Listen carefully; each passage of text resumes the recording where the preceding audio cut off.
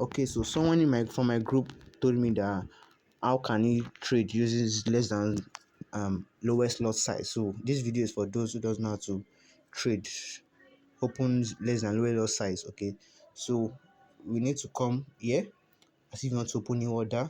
You click it, then let's just see. For now, let's say we want to open 0.1 lot size, but you can see 0.1 is not available. So let's say just click any one you choose. Let's say we choose 0.3 lot size, and it's either you hold or you swipe to the right. Anyone will be explaining the two. So if we are swiping to the right, we click this as if we want to close it. Then when you click it, you come there, then you change what do you want to close.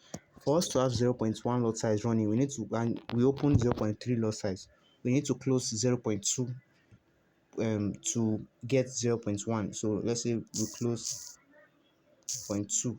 Okay, when we close it and you see this running, okay, you can see this currently 0.1 lot size running. So let's do another one. Let's go to, let's say crash 1000 now. Lowest lot size for crash 1000 is 0.2, but if you want to change to 0.05 now, so we click 0.3, just let's say sell. Then you come here, it's either you swipe to the right or you hold to edit.